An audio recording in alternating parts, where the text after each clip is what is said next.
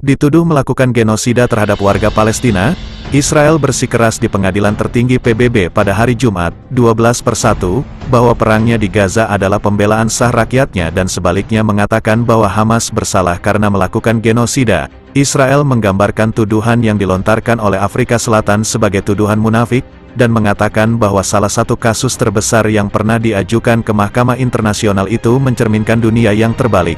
Para pemimpin Israel membela serangan udara dan darat mereka di Gaza sebagai respons sah terhadap serangan Hamas pada tanggal 7 Oktober ketika kelompok militan itu menyerbu komunitas Israel, menewaskan sekitar 1.200 orang dan menyandera sekitar 250 orang. Penasihat hukum Israel, Tal Becker, mengatakan kepada auditorium yang penuh sesak di Istana Perdamaian di Den Haag bahwa negaranya sedang menjalani perang yang tidak dimulainya dan tidak diinginkannya. Dalam keadaan seperti ini, hampir tidak ada tuduhan yang lebih keliru dan lebih jahat daripada tuduhan bahwa Israel melakukan genosida. Tambahnya, sambil menekankan bahwa penderitaan warga sipil yang mengerikan dalam perang itu bukanlah alasan yang memadai untuk melontarkan tuduhan genosida terhadap Israel.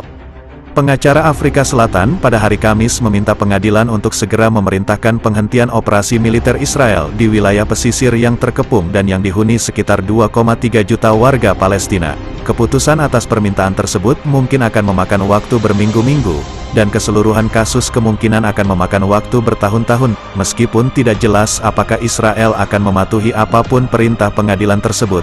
Pada hari Jumat, Israel fokus pada kebrutalan serangan tanggal 7 Oktober dengan menyajikan video dan audio yang mengerikan kepada penonton yang terdiam untuk menyoroti apa yang terjadi pada hari itu.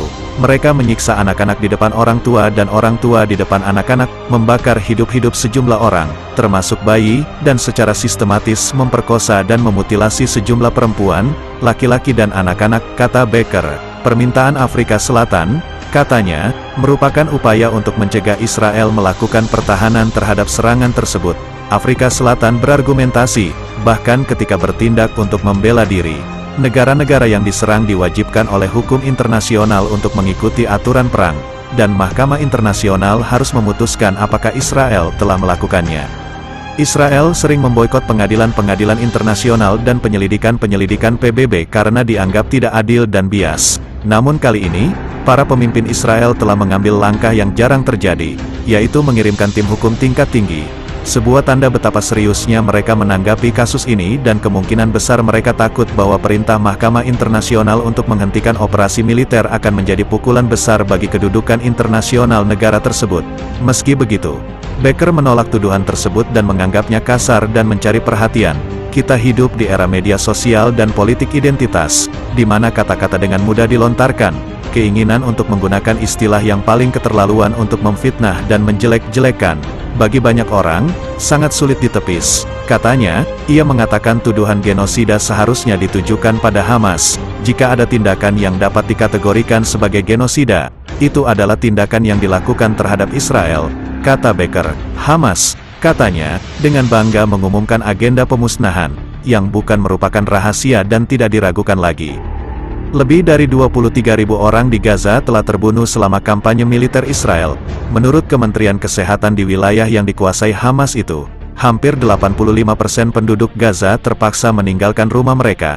Seperempat penduduk di wilayah kantong tersebut menghadapi kelaparan, dan sebagian besar wilayah utara Gaza hancur menjadi puing-puing. Afrika Selatan mengatakan hal ini merupakan genosida dan merupakan bagian dari penindasan Israel terhadap warga Palestina selama beberapa dekade. Skala kehancuran di Gaza, penargetan rumah keluarga dan warga sipil, perang terhadap anak-anak, semuanya memperjelas bahwa niat genosida telah dipahami dan dipraktikkan.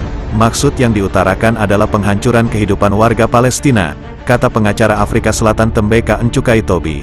Jika pengadilan mengeluarkan perintah untuk menghentikan pertempuran dan Israel tidak mematuhinya, Israel dapat menghadapi sanksi-sanksi PBB. Meskipun hal tersebut mungkin terhalang oleh veto dari Amerika Serikat, sekutu setia Israel.